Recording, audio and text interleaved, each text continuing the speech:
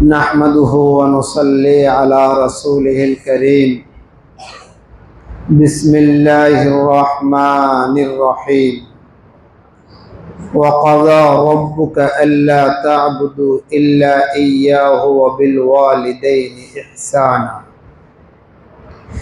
إما يبلغن عندك الكبر أو أحدهما فلا تقل لهما أف ولا تنهرهما وقل لهما قولا كريما واخفض لهما جناح الذل من الرحمة وقل رب ارحمهما كما ربياني صغيرا وقال رسول الله صلى الله عليه وسلم لا يدخل الجنة منان ولا عاق ولا مدمن خمر اللهم صل وسلم وبارك عليه ونستغفرك ونتوب إليك মাওলায়ে ফাকের দরবারে কালিমাতুশ শুকর আদায় করছি আলহামদুলিল্লাহ।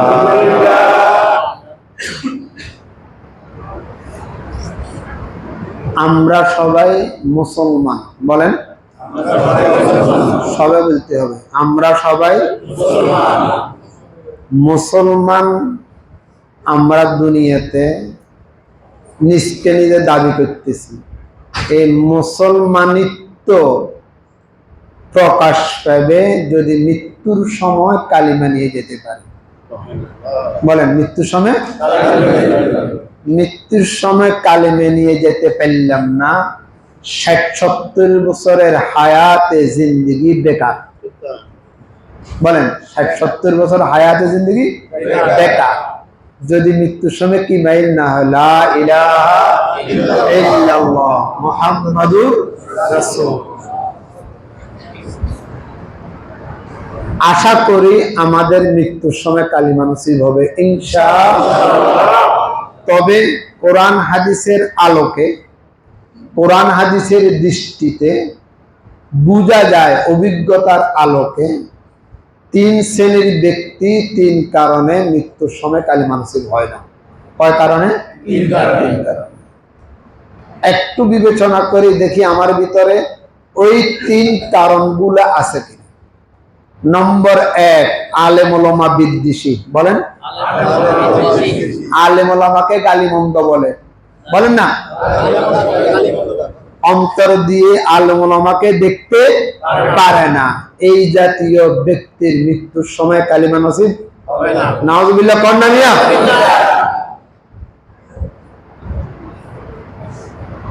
আলেম ওলামা বিদ্বেষী হবে জারক সন্তান। ইমামে আবু হানিফা রহমতুল্লাহ, ইমামে আজম, ইমামুদ দুনিয়া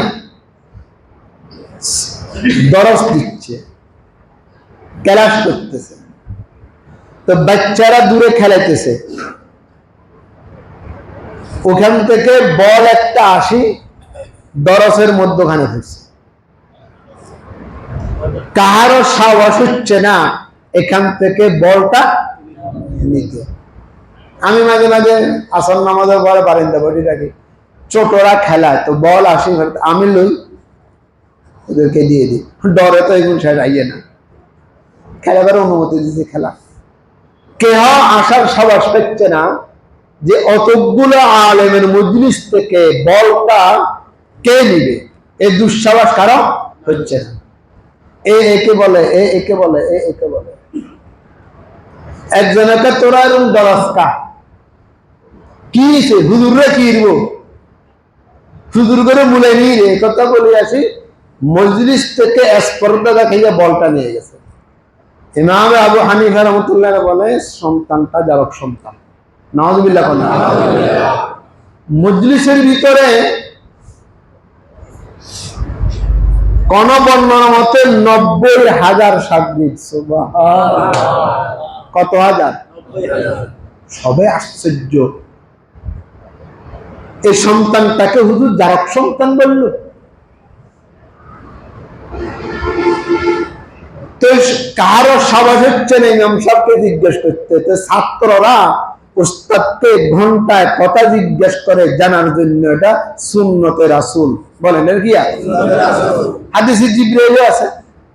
জিবরাইল এসেছে, অনেক কথাবার্তা বলছে, চলে গেছে, জিজ্ঞেস করছে হুজুরকে, আসলো চিনি না। জিবরাইল এভাবে এভাবে প্রশ্ন করে দিন শরীয় শিখতে হয়, তোমরা তো ভয় করো আমাকে প্রশ্ন করতে, জন্য জিবরাইল এসে শিক্ষা দিচ্ছে।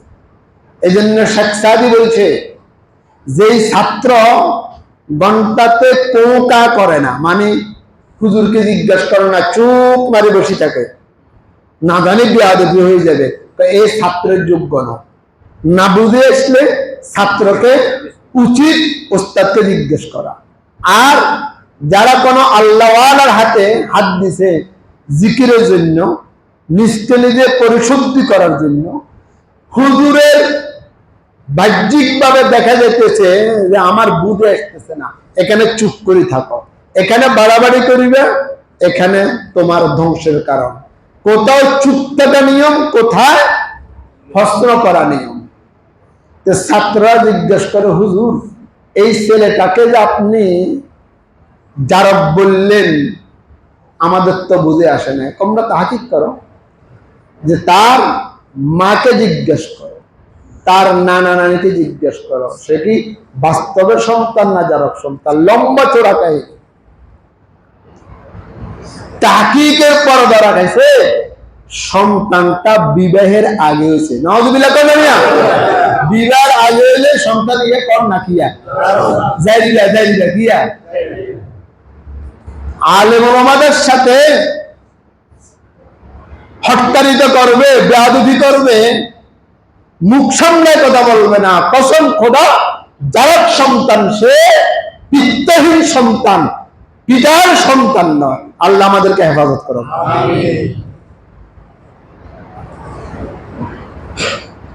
কয় ব্যক্তির মৃত্যুর সময় কালিমা নজির হয় না? বলেন এক নম্বর, বলেন এক নম্বর আলেম ওলামা বিদ্বেষী, দেখতে পারে না, হুজুরের কথা ভালো লাগে না, হুজুরে আমগো রাজনীতিকের বিরুদ্ধে কথা বলছে, এই হুজুরের বিরুদ্ধে শুরু হয়েছে আমার সংগ্রাম, আমার স্লোগান। হুঁশিয়ার, মুসলমান দাবি করে তো মৃত্যুর সময় কালিমা নজির হবে না। নাউযুবিল্লাহ বলেন।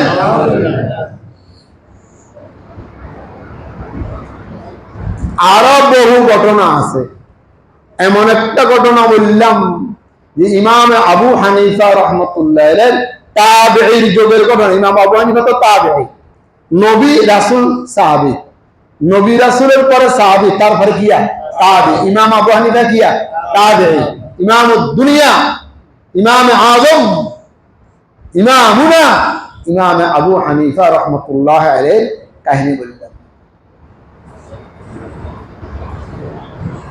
নম্বর 2, বলেন না, নম্বর 2, মাতা পিতার অবৈধ সন্তানের মৃত্যুর সময় কালিমা নসিব হয় না। নাউযুবিল্লাহ। সব ভালো, মাতা পিতা তোমার উপরে মনোকষ্ট। রেজাল রব ফি রেজাল ওয়ালিদ, সাখাতুর রব ফি সাখাতুল ওয়ালিদ। মাতা পিতা অসন্তুষ্ট, আল্লাহ অসন্তুষ্ট। মাতা পিতা সন্তুষ্ট, আল্লাহ সন্তুষ্ট। জান্নাতুকা ওয়া নারুকা ফি উম্মিকা ওয়া ওয়ালাদিকা। তোমার জাহান্নাম, তোমার জান্নাত তোমার মা বাবার ভিতরে। ও সন্তানের জাতেরা, সন্তানেরা হুঁশিয়ার। বুড়া বুড়ি কিছু বুঝে না, না বুড়া বুড়ি কিছু বুঝে না, ডিজিটাল যুগ তো, বুড়া বুড়ি কিছু বুঝে না, তুমি ভালো বুঝো বুড়া বুড়ি। এমন কিছু কুসন্তান আমাদের সমাজে গ্রামে কথা কয় না, আছে না নাই, আছে না নাই, বুঝে বুঝে কিছু বুঝে না, হাতে সব বুঝে। তার স্বাধীনতা তালাশ করে। আমার কি স্বাধীনতা নাই? স্বাধীনতা স্ত্রীর ব্যাপারে দেখাতেই পারস না, মাতা পিতার ব্যাপারে আসি স্বাধীনতা দেখাস তুই।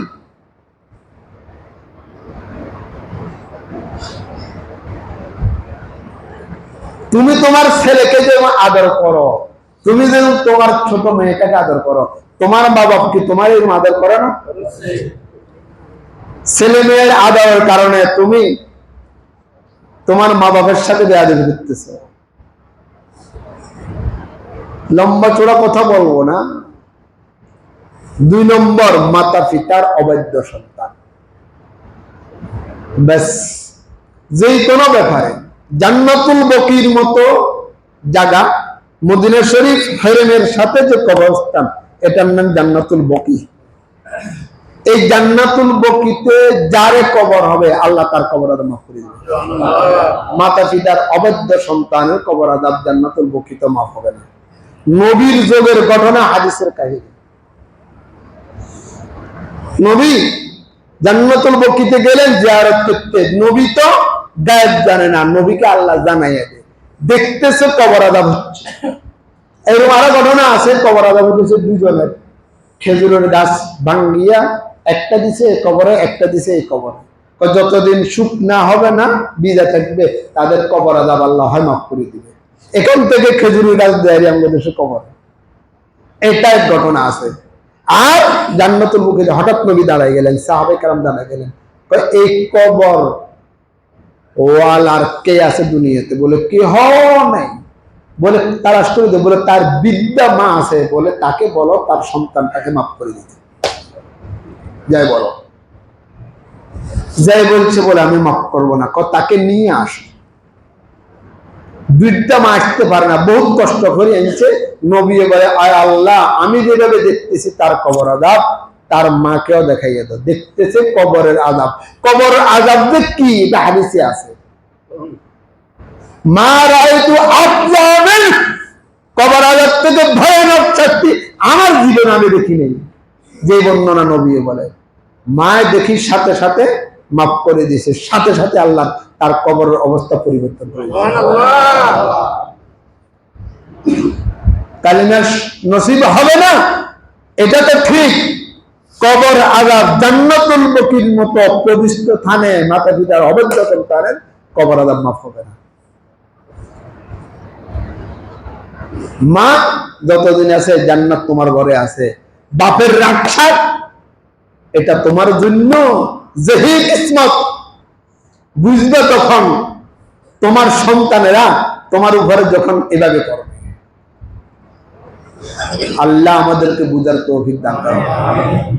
আজকে হঠাৎ কেন এই ওয়াজ? এটা ওয়াজ আজকের ওয়াজ নয়, কারণে অকারণে করলাম আর কি। সারা দেশে চলতেছে আলেম বিরোধী আন্দোলন। আর কিছু না ভারী এবারে লাগা দিছে বেগুন জঙ্গি, কন না? এবারে লাগিয়ে দিয়া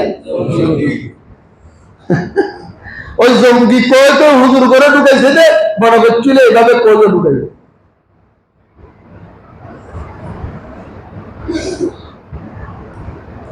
নম্বর 3, অন্তর থেকে কোরআন হাদিস মানে না, উপরে দিয়ে মানে। সুদ খাওয়া হারাম, হাতে খায়, তো কেমনে মেনলি তুই? সুদ খাওয়া যে হারাম। সুদখোর ঘুষখোর ইচ্ছাকৃত ভাবে মৃত্যুর সময় কালিমা নসিব হবে না। নাউযুবিল্লাহ। ডাইরেক্ট কোরআন অস্বীকারী সে। যারা সুদী লেনদেন করে, সুদের সাথে সম্পৃক্ত, তারা যতই বলবে আমি নামাজি, যতই বলবে আমি দিনদার, যতই বলবে আমি ফরজগার, আমি সুদের সাথে সম্পৃক্ত, আপনি কোরআন হাদিস মানেন না। তো কোরআন হাদিস না মানলে হাতের বেমান, হাতের পরিণাম ইমান নিয়ে দুনিয়া থেকে যেতে পারবে না। বলেন এবারে সবাই একসাথে সবক দেন। 1 নম্বর, মাতা পিতা অবৈধ সন্তান। 1 নম্বর, আলেম ওলামা বিদ্বেষী। বলেন, আবার বলেন, আলেম ওলামা। নম্বর 2, মাতা পিতার অবৈধ সন্তান। নম্বর 3, সুদখোর ঘুষখোর, অন্তর থেকে কোরআন হাদিস বিদ্বেষী। অন্তর থেকে এরা মৃত্যুর সময় কালিমা নসিব হবে না। সব তাহকিকি কথা, কোরআন হাদিসের কথা একজন বিজ্ঞ আলেম থেকে জেনে নেবেন। আলেম বলে নেই, কি বলছি বলুন তো? দোনো কথায় ব্যস্ত আছে। আল আলিমুল্লাযী ইয়ানতাফি বিইলমিহি, ইন্না শাররাশ শাররি শিরারুল উলামা ওয়া ইন্না খায়রাল খিয়ারি খিয়ারুল উলামা, এজন্য বিজ্ঞ আলেম বলেছি। যে মিম্বরে কথা বলতে বুকে সাবাসাকি কথা বলে, কাকে ভয় করে কথা বলে না, বিজ্ঞ আলেমের এক পরিচয়। বিজ্ঞ আলেমের দ্বিতীয় পরিচয়, যা বলে ওই অনুযায়ী আমল করে। বলেন যা জানে। বিজ্ঞ আলেমের 3 নম্বর পরিচয় মুহাক্কিক, কোরআন হাদিস দেখিয়া নিজে অর্থ বুঝে, ব্যাখ্যা বুঝে, এটার নাম বিজ্ঞ। আমাদের মসজিদে নামাজ পড়া দেশে আলেম, ফেনী জোহরিয়া মসজিদে নামাজ পড়া দেশে আলেম, বাইতুল মুকাররমে নামাজ পড়া দেশে আলেম। সব তো আলেমের নামে সমান, সব কি সমান? বিজ্ঞ আলেমকে জিজ্ঞেস করবেন, আমার নাম বলিয়েন না, এমনি জিজ্ঞেস করবেন আজকে এক মসজিদে নামাজ পড়ছি, ওই হুজুরে কইছে এই 3 কারণে, এই 3 কারণ যার ভিতরে থাকবে মৃত্যুর সময় কালিমা নসিব হবে না। পরে যদি আমার কথার সাথে মিলে পরে কইয়েন আমি বলে অমুকের কাছে শুনছি, না মিললে আমাকে আসা বলিয়েন, আমি ওই হুজুরকে বলবো যে কেন আমার ওয়াজটা ভুল হয়েছে। নিয়ত করেন মৃত্যু পর্যন্ত কোন আলেম ওলামাকে অন্তর দিয়ে হিংসা করব না, আলেম ওলামার বিরুদ্ধে কথা বলবো না। কে কে ফেরবেন ইনশাআল্লাহ? ফেরবেন ইনশাআল্লাহ। আমার লগে আইল ঠেলা ঠেলি আলেমের লগে, আমার লগে কিলাকিলি, আমার লগে রাজনৈতিক ভাবে বিদ্বেষ ওই আলেমের সাথে, তবে সে ওয়ারাসাতুল আম্বিয়া, সে মিম্বরে বসে কথা বলে, সূরা ফাতিহা ঠিক করে পড়তে পারছ না, আলেম ওলামার বিরুদ্ধে কথা বলছ না।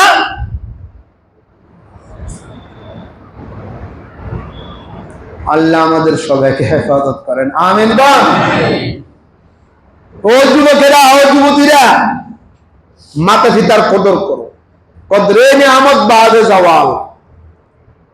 দাঁত গেলে দাঁতের মর্ম বুঝে, এর আগে বুঝে না। বিদ্যুৎ গেলে বিদ্যুতের মর্ম বুঝে, এর আগে বুঝে না। এখন যে কারণ চলে এরা কেমন আরাম লাগে, জক না হাত তো বুঝবেন এটার মর্ম। মাতা পিতা কি জিনিস জক তখন বুঝে আসবে, এর আগে বুঝে আসবে।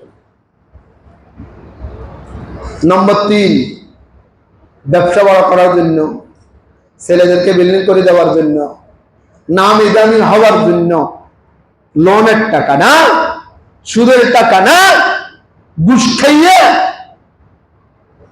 জাহান্নাম করতেছো তোমার পেটের ভিতরে। ইন্নামা হাররামা আলাইকুমুল মাইতাতা ওয়াদ-দামা ওয়া লাহমাল খিনজির ওয়া মা উহিল্লা লিগাইরিল্লাহ ফামান ইসতুররা গায়রা বাগিন ওয়ালা আদিন ফাইন্নাল্লাহা গফুরুর রহিম। কবি বলে সুন্দর বলছে, 2 दिन का ये दौलत खाना, 2 दिन का ये माल खजाना, 2 दिन का ये दौलत खाना, 2 दिन का ये माल खजाना, हुकूमत पाकर भूल न जाना, हुक्म खुदा पर चल रे बंदे, राह खुदा पर चल। 2 দিনের নাস্তা মাসার কারণে হারাম খাচ্ছ, সুদের সাথে ব্যবসা বাণিজ্য করতেছো, ঘুষ খাইয়া নিজের ঈমান নষ্ট করতেছো। 2 दिन का ये दौलत खाना, 2 दिन का ये माल खजाना, हुकूमत पाकर भूल न जाना। उर्दू से अदब बुझे, हुकूमत पाकर भूल न जाना, हुक्म खुदा पर चल रे बंदे, राह खुदा पर चल। इकबाल বলেছে, ইকবাল উর্দু কবি। আজকে একটা কিতাব পড়ছি, সিয়ারু আলামিন নুবালা 5ম খণ্ড। এই কিতাবের মধ্যে লেখে তোমার ওই মালটা তোমার উপকারে আসবে, কাজে আসবে, যে তুমি মালিক হইছো, নিজের জন্য, নিজের পরিবার পরিজনের জন্য খরচ করে গেছো হালাল ভাবে। এই মালটা দুনিয়াতে হইলেও আখিরাতের কাম দিল। আর ওই মালটা তোমাদের আফসোসের কারণ হবে। 223 নম্বর পৃষ্ঠা, 5ম নম্বর খণ্ড, সিয়ারু আলামিন নুবালা, যে কিতাবের লেখক আল্লামা শামসুদ্দিন যাহাবী রাহমাতুল্লাহ আলাইহি। ওই মালটা তোমার আফসোসের কারণ হবে, জাহান্নামে যাবার কারণ হবে। যে মালটা তুমি রাখি গেছো, নিজে উপকৃত হইতে পারো না, আনেওয়ালা নসল যেভাবে সেভাবে ব্যবহার করিয়া তোমাকে গুণের বাদী করেছে, আর তুমি তাদের জন্য রাখি গেছো, এটার জন্য তোমাকে আফসোস করতে হবে। ঘর বাড়ি করে যে ছেলেদেরকে ব্যাংক ব্রিজ রাখি দেবার দরকার নেই, ওদের বললে রাখি দেবেন, কে কইছে সে ভালোভাবে ব্যবহার করবে।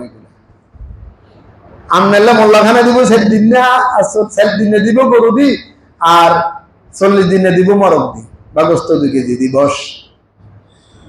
আর নেই আপনি কিনলে ব্যাংক বিলি যত টাকা রাখি গেলে কি কাজে খাই যান, দি যান, খরচ করি যান। ব্যাংক বিলি রাখি দেবেন, নিজের জীবনে নিজে আফসোস করবেন, কবরে বসে বসে কষ্ট করবেন, আর বললেন সন্তানদের জন্য, এই কুসন্তানদের জন্য আজকে আমি কবরে বসি বসি,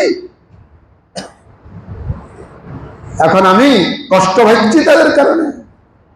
তো সুদ খাইয়া ঘুষ খাইয়া কারলা এত কিছু খরচ করি যান, হালাল মতো রুজি করি, কাজে আসবে। আল্লাহ আমাদেরকে বুঝার তৌফিক দান।